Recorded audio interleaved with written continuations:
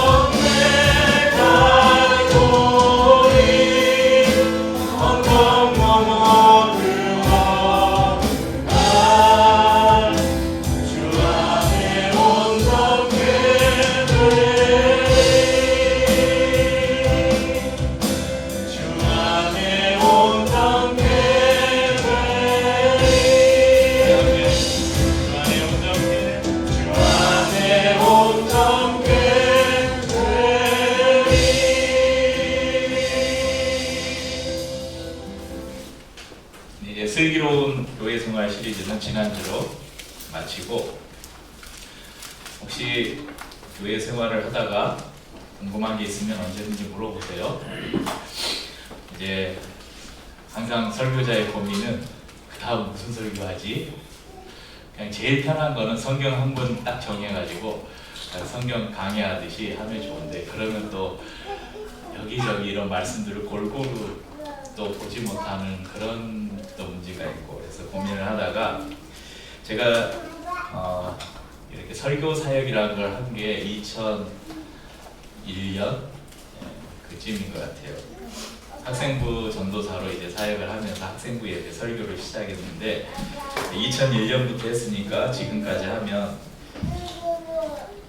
1000편은 못 되고, 또 한 사역 동기 다니면 한 설교 또 하고 그런 거 많잖아요. 그런 것까지 해도 그래도 수백 편의 설교를 했던 것 같아요. 그래서 설교했던 그런 설교들 중에 저에게도 그렇고 또 함께 은혜를 나눴던 성도들도 은혜가 되었던 설교가 뭐가 있었냐면, 구약 속의 그리스도, 이런 설교 시리즈가 있었는데 그 설교가 개인적으로 참 좋았던 기억이 있습니다. 그래서 2023년 저희가 대림절 때도 몇 편, 4편인가 그 구약 속에 숨겨진 그리스도를 함께 나눈 적이 있었습니다. 그래서 올 한 해는 특별한 절기나 특별한 목적이 있어서 다른 본문을 설교할 때가 아니면 올 한 해는 구약 성경 속에서 우리 예수 그리스도를 발견해 보는 그런 시간을 가지려고 합니다.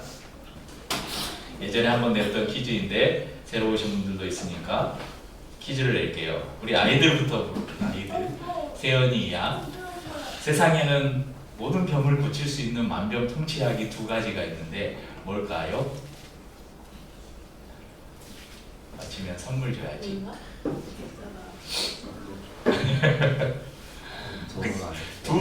두 글자인데 2가지야. 2글자인데 끝에가 약으로 끝나.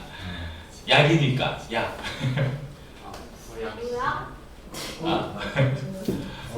태연아 뭐라고? 네, 정답입니다. 구약과 신약.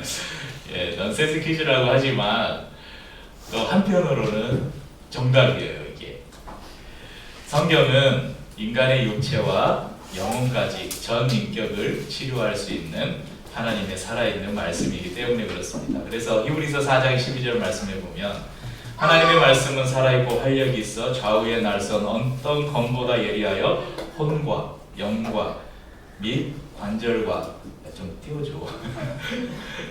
관절과 골수를 찔러 쪼개기까지 하며 또 마음의 생각과 뜻을 판단하라니.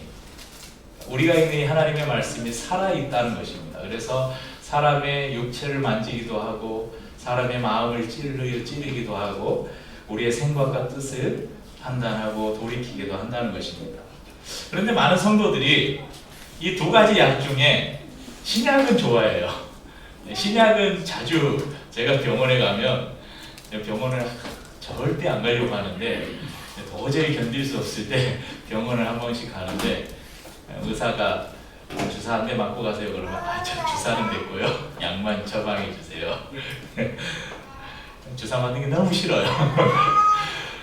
그렇듯이 신약은 좋아하는데 구약은 싫어요. 저는 신약만 있으면 돼요. 그런 성도들이 많습니다. 아마 성경 일독을 해보신 분들은 그걸 피부로 느끼셨을 거예요. 신약을 읽으면 이해도 잘 되고 이렇게 진도가 잘 나가는데, 구약은 이게 뭔 소린지 모르는 이야기들도 많고, 그나마 구약의 이 역사서들은 이야기들이니까 괜찮은데, 여러분 성경 읽다가 보면 여기 구약의 창세기 재밌게 창세기를 읽고, 또 출애굽기 모세가 막 출애굽하면서 막 10가지 하면 막 재밌게 읽고, 레위기를 딱 갔는데 제사가 어떻고 이거 조금 앞전에서 봤던 건데 또 있네, 또 보면 또 있네, 똑같은 이야기가 계속 반복되는. 그래서 레위기를 읽다가 신약부터 읽어야 되겠다, 그리고 구약을 포기하는 성도들도 많습니다. 이렇듯이 구약 성경은 예수를 믿는 사람들이 조차도 대하기 힘든 성경입니다. 신학을 공부할 때 제가 봤던 교재 중에 이런 책이 있어요. 제가 찾아봤어요. 있더라고요. 현대 설교에서 첨대받는 구약 성경. 이게 성도들만 싫어하는 게 아니라 신학자들도 설교자들도 구약 성경을 싫어한대요. 첨대받는데요. 사실 구약 성경을 이해하기 위해서는 조금 더 많은 시간과 노력을 필요로 합니다. 왜 구약 성경이 우리와 좀 더 멀게 느껴질까? 또 다른 이유가 있다면 구약 성경에서는 예수님이 안 나와요. 그러니까 우리는 이제 예수님을 믿고 예수님을 따르잖아요. 그래서 기독교의 가장 핵심이 뭡니까? 예수 그리스도잖아요. 구약 성경은 신약은 온통 예수님의 이야기인데 구약 성경에는 예수님이 안 나와요. 그러니까 재미가 없어요. 하지만 오늘 우리가 앞으로 나눌 이 말씀들을 통해서 우리가 확실히 알 수 있는 게 뭐냐면 구약 성경도 예수님에 관한 이야기라는 거예요. 이것을 예수님께서 직접 증언을 해주셨습니다. 여러분 누가복음 24장 25절 27절 25절에서 27절 같이 읽어보죠. 이르시되 미련하고 선지자들이 말한 모든 것을 마음에 더디 믿는 자들이여 그리스도가 이런 고난을 받고 자기의 영광에 들어가야 할 것이 아니냐 하시고 이에 모세와 모든 선지자의 글로 시작하여 모든 성경에 쓴 바 자기에 관한 것을 자세히 설명하시니라. 부활하신 예수님께서 엠마오로 가는 두 제자를 만나서 지금 하신 말씀이에요. 여기 보세요. 모세와 모든 선지자의 글. 모세의 글은 뭡니까? 모세 오경을 말하는 거예요. 창세기, 출애굽기, 레위기, 민수기, 신명기. 모세가 기록한 모세 오경. 선지자들의 글이 뭐예요? 성경 안에 있는 선지서들. 그러니까 예수님께서 모세 오경과 선지서들을 동원해서 이 두 제자들에게 야 이거 봐라. 여기에 나온 게 바로 나야. 여기에 이 기록한 모세가 이야기한 이게 바로 나야. 이 선지자가 이야기한 게 바로 나야. 예수님께서 그렇게 자신에 관해서 기록한 것이라고 말씀하셨습니다. 또 요한복음 5장 39절 그리고 46절 말씀 같이 읽죠. 너희가 성경에서 영생을 얻는 줄 생각하고 성경을 연구하거니와 이 성경이 곧 내게 대하여 증언하는 것이니라. 모세를 믿었더라면 또 나를 믿었으리니 이는 그가 내게 대하여 기록하였습니다. 자 여기서요. 예수님께서 말씀하시는 성경은 신약 성경이 기록되기 전입니다. 그러니까 이때는 지금 예수님이 말씀하실 때는 신약 성경이 없던 시기예요. 신약 성경이 예수님이 죽으시고 부활하신 이후에 기록됐으니까 예수님이 말씀하신 성경은 구약 성경을 말하는 거예요. 자, 구약 성경이 너희가 열심히 성경을 공부하는데 그러니까 구약 성경을 공부하는데 왜 공부하느냐? 성경을 통해 영생을 얻을 수 있기 때문에 너희가 공부하지 않나. 그런데 어떻게 영생을 얻냐? 성경에 기록된 예수 그리스도를 믿는 믿음으로 영생을 얻죠. 46절은 분명하게 말해요. 모세를 믿었더라면 또 나를 믿었으리니 이 말을 조금 바꿔보면요. 구약 성경을 너희가 믿는다면 나를 믿을 것이다. 이 말씀을 하는 것이에요. 그럼 조금 이상하죠? 예수님은 신약 이후에 예수님이 죽으시고 부활하신 이후에 신약 성경이 기록돼서 우리가 신약 성경을 보고 있는데 예수님이 오시기도 전에 구약 성경을 보고 어떻게 예수님을 믿을 수 있는가? 모세가 기록한 책, 이 창세기, 출애굽기, 레위기, 민수기, 신명기도 예수님에 관한 기록이기 때문이라고 예수님께서 말씀해 주십니다. 그래서 구약 성경과 신약 성경의 특징을 아주 쉽게 간결하게 설명하자면 구약 성경은 오실 메시아, 오실 예수님에 대한 기록이고 신약 성경은 오신 메시아 그리고 다시 오실 메시아에 대한 기록이다. 이렇게 말씀드릴 수 있습니다. 구약 성경은 모세가 성경을 기록할 그 시기가 BC 1500년 경이라고 합니다. 그러니까 기원전 1500년 경에 이 모세 오경이 기록됐는데 이미 예수님께서 이 땅에 오시기 1500년 전부터 모세 오경에는 예수님에 관해서 이야기하고 있어요. 그런데 구약 성경이 쓰여질 그 당시의 사람들은 그걸 몰랐겠죠. 왜냐하면 드러나지 않는 일이기 때문입니다. 그러나 우리는 이미 구약의 모든 사건들이 그대로 성취되어 온 것을 알고 있습니다.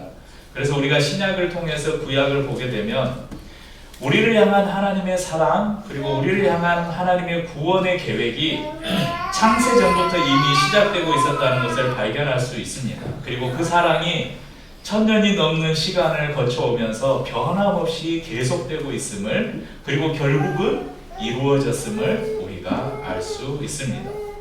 그리고 그 약속의 성취는 이제 우리가 바라는 예수 그리스도의 재림을 통해, 다시 오실 예수님을 통해 완성될 것입니다. 성경을 해석하는 데는 여러 가지 관점이 있는데, 저희가 지금 오늘도 이제 바이블 에센스를 공부할 건데 또 퀴즈를 하나 낼까요? 바이블 에센스 공부할 때 우리 김영원 목사님이 지금 창세기부터 이 복음서까지 이 성경을 무슨 관점에서 지금 설명하고 있다고 했어요? 네, 성전. 성전의 관점에서 지금 에덴 성전부터 시작해서 쭉. 네, 오늘 저희가 배울 그 공부할 제목도 성전 파괴와 재건. 성전이 나오잖아요. 그 성전이 곧 누구입니까? 성전이 곧 예수 그리스도죠. 그러니까 그 성전이 어떻게, 성전의 흐름이 어떻게 변화되는지를 살핀다는 것은 곧 성경 안에서 예수 그리스도가 어떻게 나타나고 있는지를 통해서 성경을 바라본다, 그렇게 생각할 수 있습니다. 이것을 조금 다른 말로 하면 우리가 구속사적 관점이라고 이야기합니다. 그러니까 성경을 해석하는 가장 일반적인 방법을 우리가 구속사적인 관점에서 예수님이, 하나님이 어떻게 우리를 구원하시려는 그 구원의 여정을 성경을 통해서 바라보는 것을 구속사적 관점이라고 이야기합니다. 그래서 우리는 이제 이런 구속사적 관점을 가지고 때로는 인물을 통해서, 때로는 어떤 사건을 통해서, 때로는 어떤 장소나 어떤 사물을 통해서 어떻게 이 구약 성경 속에 예수 그리스도가 감춰져 있는지, 그것을 마치 보물찾기를 하듯이 하나씩 하나씩 찾아가 보려고 합니다. 그래서 구약 성경 속에 예수 그리스도가 어떻게 숨겨져 있는지를 우리가 하나하나 찾을 때마다 예수 그리스도께서 우리를 구원하시려는, 하나님께서 그리스도를 통해서 우리를 구원하시려는 그 구원이 어느 하루아침에 갑자기 마음먹어서 이루어진 일이 아니라 우리가 모태에서 지어지기 전부터, 오래전부터 계획된 하나님의 계획이었고, 하나님은 그 계획을 성실하게 이루어 가신 분이시다. 그렇기 때문에 그것에 감사할 수 있고, 그렇게 구원의 계획을 하나님께서 차근차근 이루어 가셨다면 이제 우리에게 남아있는 것은 무엇입니까? 예수 그리스도가 다시 오셔서 하나님의 나라를 이 땅에 완성하실 것이라는, 아직 그 남아있는 하나님의 구원의 과정도 우리가 더 깊이 신뢰할 수 있을 것입니다. 오늘은 첫 시간이라서 이제 이 서론을 좀 길게 나누었고요. 오늘은 예전에 나눴던 말씀입니다. 그래서 뺄 것을 과감하게 빼버리고 중요한 거 하고 또 몇 가지를 더 더해서 오늘 창세기 3장 안에서 숨겨져 있는 예수 그리스도를 여러분 나누려고 합니다. 창세기 3장에는 인간이 어떻게 타락했는지, 그러니까 죄가 어떻게 인간 세상에 들어왔는지가 자세하게 기록되어 있습니다. 사단이 뱀을 통해서 하와를 유혹하죠. 하와는 선악과를 따먹으면 너희가 하나님처럼 된다. 하와는 그 선악과를 혼자 먹지 않고 남편에게 주죠. 그래서 아담도 그 선악과를 함께 먹게 되고, 그 선악과를 먹음으로 인간 세상에 죄가 들어오게 되었습니다. 이 죄에 대해서 하나님은 벌을 내리시죠. 이 죄를 지은 주체들, 아담과 하와와 또 뱀, 또 심지어는 자연, 땅에까지 하나님이 저주를 내리십니다. 하와에게는 출산의 고통을, 아담에게는 평생 수고하고 땀을 흘려야 먹을 것을 얻을 수 있는 저주를, 땅은 엉겅퀴를 내는 그런 저주를 받게 됩니다. 무엇보다도 하나님과 함께 영생하도록 지음받은 아담에게 너는 흙이니 흙으로 돌아갈 것이라, 육체의 죽음에 그 저주가 내려지게 됩니다. 그리고 15절에 보면 하나님이 저주하실 때 가장 먼저 뱀을 저주하는데 그 사단을 저주하는 말씀이 나옵니다. 사단을 향해서 여자와 그리고 여자의 후손과 원수가 될 것이라 이렇게 저주하면서 여자의 후손이 발꿈치를 상하게 할 것이다 이런 말씀이 있습니다. 내가 너로 여자와 원수가 되게 하고 내 후손도 여자의 후손과 원수가 되게 하리니 여자의 후손은 내 머리를 상하게 할 것이요 너는 그의 발꿈치를 상하게 할 것이니라 하시고, 여기서 가장 주의 깊게 살펴볼 단어가 무엇입니까? 여자의 후손입니다. 여자의 후손. 과연 여자의 후손이 누구인가? 퀴즈를 하나 또 내겠습니다. 어른과 아이가 함께 손을 잡고 길을 걸어가고 있습니다. 어른에게 이 아이가 당신의 아들이 맞습니까? 물어봤어요. 예, 제 아들이 맞습니다. 아이에게 묻습니다. 이 아이가 너희 아빠야? 아닌데요? 두 사람은 무슨 관계일까요? 두 사람은 무슨 관계일까요? 엄마와 아들이죠. 여러분이 바로 답을 못한 이유는 일반적으로 우리가 생각할 때 아들에게 이 사람 어른이 아들이에요. 그러면 아들은 당연히 뭐라고 말할 것 같아요? 아빠예요.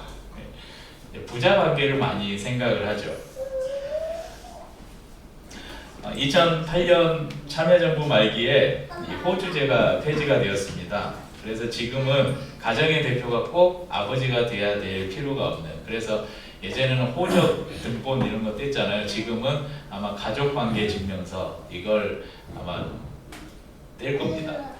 그래서 성도 엄마의 성을 다룰 수도 있고 엄마 아빠의 성을 같이 쓸 수도 있고, 그래서 호주제가 완전히 폐지됐죠. 하지만 법적으로 호주제가 폐지되었어도 지금도 여전히 우리 일반 통념, 사회 통념상 가정의 그 대표성은 누가 가지고 있습니까? 아빠가 가지고 있죠. 아버지가 가지고 있죠. 그런데 오늘 성경에서 하나님은 왜 남자의 후손이라고 하지 않으시고 여자의 후손이라고 말씀하셨는가? 오히려 이 유대 사회는 우리나라의 조선시대나 이런 유교 사회보다 더 가부장적이고 더 부계 중심의 사회였습니다. 여기서 말하는 여자의 후손은 아까 우리 오근자매가 이야기한 것처럼 누구라고요? 예수님이죠. 이거 우리가 다 알고 있습니다. 근데 왜 예수님이 여자의 후손이라고 나와 있는가? 이것은 예수님이 인간의 생명 법칙을 따라서 남자와 여자의 성적인 결합으로 예수님이 오신 분이 아니라는 거예요. 예수님은 성령을 통해서 동정녀 마리아에게 남자를 알지 못하는 여자에게서 오셨죠. 그래서 예수님을 지금 이미 예수님께서 요셉과 마리아가 결혼해서 둘이 성적인 관계를 통해서 태어나신 분이 아니라 이미 창세기 3장에 예수님께서 그런 인간적인 방법, 자연 법칙을 따라서 이 땅에 오신 것이 아니라 한 여자의 몸을 빌어서 이 땅에 오실 것이라는 것을 이미 창세기 3장에서 이미 우리에게 예표하고 있다는 것입니다. 그리고 이 여자의 후손이 내 머리를 상하게 할 것이다. 우리 찬양했잖아요. 평강의 주님 속히 사단을 너희 발 아래에 상하게 하리. 이게 이 말씀에 나오는 구절이에요. 그런데 너는 누구의 사단이면서 사단. 너는 그의 발꿈치를 상하게 할 것이다. 저는 그 말씀드렸지만 발꿈치는 우리 신체 부위에 가장 때려도 안 아픈데 충격을 줘도 별로 타격이 없는데, 그래서 막 여기 뭐 할 때 막 이렇게 발뒤꿈치를 이렇게 막 치잖아요. 안 아프니까. 발가락을 치면 아프잖아요. 근데 머리는 어떻게 됩니까? 한 대 맞으면 가요. 머리는 한 대 맞으면 치명적인 치명상을 입게 되죠. 그래서 여자의 후손으로 오신 예수님은 사단의 머리를 상하게 할 것이다. 그분의 십자가의 구원은 이 사단의 머리를 상하게 하라. 근데요, 이 머리를 맞고 사단이 해롱해롱 하는데 아직 완전 죽지를 않았어요. 그래서 사단이 아직도 완전히 죽지 않고 지금도 우리의 발꿈치를 계속 상하게 하는 거예요. 우리에게 예수를 믿고 살아가는 우리에게 예수를 믿는데 왜 나에게 이런 고난이 오지? 왜 일 잘 안 풀리지? 왜 나에게 이런 막 유혹이 오지? 이런 이유는 아직 이 사탄이 머리 한 대 맞고 해롱해롱 하면서도 계속 우리의 발꿈치를 건들고 있기 때문에 그렇습니다. 그런데 우리는 아주 넘어지지 않을 거예요. 우리는 아주 패배하지 않을 것입니다. 왜냐하면 이미 예수님께서 결정적인 싸움을 이겨놓으셨기 때문에 그렇습니다. 그래서 이 말씀, 이 구절을 범죄한 인간에게 구원의 길을 열어주는 이 언약의 최초의 계시가 된다 그래서 이 창세기 3장 15절을 원시복음이라고 합니다. 우리가 복음 그러면 예수 그리스도를 통해서 구원받은 그것을 복음이라고 하잖아요. 이것을 원시복음이라고 말합니다. 사람의 범죄로 말미암아 하나님과 멀어진 우리를 예수 그리스도를 통해 구원하실 것을 인간이 처음 범죄한 그 순간부터 하나님은 그것을 계획에 놓으셨다는 것입니다. 그래서 이 땅에 오신 예수님께서 십자가에 죽으실 뿐 아니라 부활하심으로 사단의 머리를 밟으시고 승리하셨습니다. 이 말씀은 우리가 낙심하고 절망할 때마다 우리에게 얼마나 큰 위로를 주는지 모릅니다. 사단은 이미 패배하였습니다. 악한 영들은 우리를 결코 해할 수 없습니다. 예수님께서 이미 우리에게 승리를 주셨기 때문입니다. 또 창세기 3장에는 여자의 후손으로 오신 예수님뿐만 아니라 또 한 가지 감춰진 비밀이 있죠. 전에도 한번 나눈 말씀입니다. 21절에 안 들으신 분들이 계셔서 다시 한번 간단하게 말씀을 드리겠습니다. 21절에 보면 뭐가 나옵니까? 여호와 하나님이 아담과 그의 아내를 위하여 무엇을 입혔다고요? 가죽옷을 지어 입히십니다. 그래서 예전에 교회에서 이렇게 있나 넌센스 퀴즈 막 이런 거 수련회나 이런 때 자, 인류 최초의 제단사는 누구일까요? 하나님. 인류 최초로, 인류는 아닌데 최초의 제단사 가죽옷을 만들어서 입히신 하나님. 여러분 이게 그냥 단순히 가죽옷을 입혔다 이것으로 그냥 지나갈 말씀이 아니에요. 죄가 들어오기 전까지 아담과 하와가 벗고 있었잖아요. 그래서 우리 그 에덴 동산 이런 그림에 보면 남자와 여자가 이렇게 빨가벗고 있는데 중요한 부위만 나뭇잎으로 이렇게 가려진 그런 그림 이렇게 볼 수 있잖아요. 근데 그것도 없었어요. 남녀가 벗고 있었는데 서로 부끄러움을 느끼지 않았습니다. 그런데 죄가 들어오는 순간 벗은 것이 부끄럽다는 사실을 알게 됐어요. 그러니까 서로를 판단하는 눈이 죄가 들어오는 순간 생겼다는 것입니다.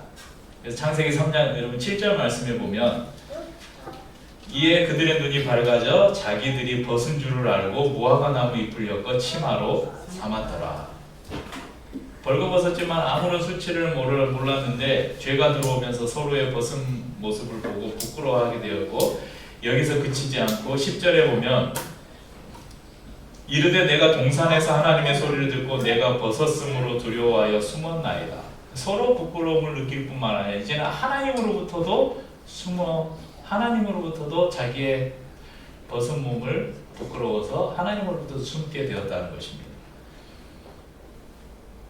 누가 이 벌거벗음이 부끄러움이라고 가르쳐 줬을까요? 바로 죄가 그것을 가르쳐 주었습니다. 하나님은 범죄한 인간과 함께 하실 수 없기 때문에 그들을 에덴에서 쫓아낼 수밖에 없었습니다. 하나님이 얼마나 매정하지 못하신 분인지, 얼마나 그 마음이 나중에 이제 살펴보겠지만 노아의 홍수를 내리면서 원래는 인류를 다 그냥 쓸어버리려고 그랬잖아요. 근데 하나님이 마음이 약해서 노아와 그의 가족들 또 짐승들을 남기셨잖아요. 하나님이 자신이 창조한 이 피조물들을 아주 버리지 못한 거예요. 왜냐하면 자신의 형상으로 만든 그 인간에 대한 하나님의 사랑이 여전히 남아있기 때문에. 그래서 그들을 에덴에서 추방하면서 무화과 나무로 만든 그 치마를 벗기고 가죽으로 옷을 만들어서 입혀주십니다. 그럼 무화과 나무 잎사귀는 금방 시들어 버리잖아요. 근데 가죽 옷을 지어 입히셨습니다. 시들지 않는 옷입니다. 그럼 가죽이 뭡니까? 가죽? 나무 껍질 벗겨서 만든 게 아니에요. 짐승의 가죽 옷을 만들어 입히셨어요. 자, 이 가죽 옷을 만들 때 어떤 짐승이 죽임을 당했겠죠.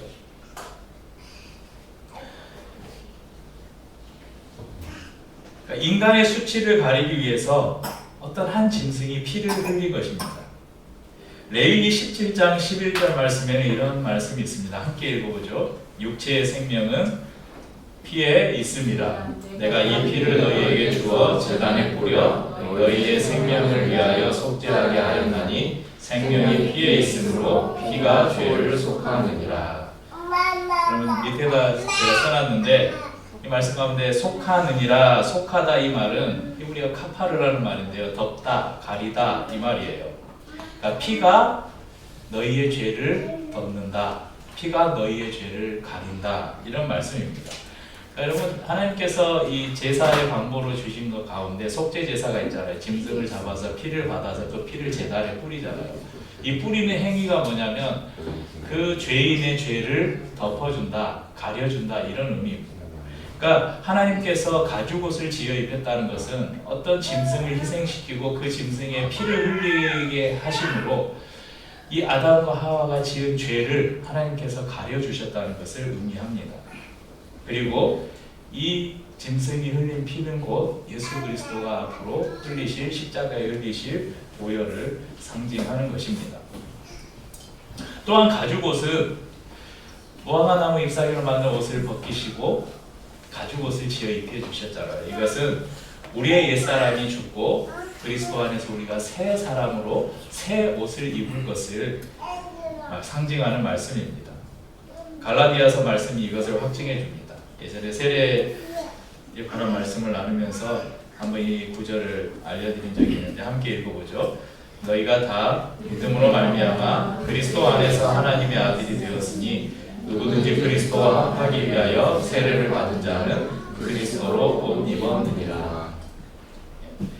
또 요한계시록에도 보면 구원받은 사람들에게 하나님께서 흰 옷을 입혀주신다 이런 예언이 있습니다. 오늘도 우리는 예수님의 희생으로 만들어진 가죽옷을 입고 하나님 앞에 서 있습니다. 비록 우리 모두가 하나님 앞에 수치스러운 존재이지만 예수 그리스도께서 흘리신 보혈이 우리의 수치를 덮어주고 우리의 수치를 가려주었습니다. 그럼 가장 오래된 성경, 이 창세기부터 우리가 살펴보니 창세기 언제 기록됐다고요? 1500여 년 전에.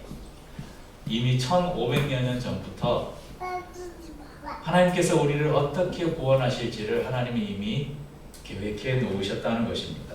그리고 그것을 온전히 실행하셨습니다. 여자의 후손으로 오신 그분은 사단의 모든 권세를 깨뜨리시고 우리에게 승리를 주셨습니다. 또한 매일 우리의 죄와 허물을 그분의 보혈로 덮으셔서 정결하게 하시고 우리에게 그리스도의 옷을 입혀주셨습니다. 그 은혜가 오늘도 우리를 살게 합니다. 절망 속에서도 고난 가운데서도 낙심하지 않게 하는 힘이 됩니다. 이 놀라우신 구원의 은혜를 우리 함께 찬양했으면 좋겠습니다. 고난 너희는 두려워 말고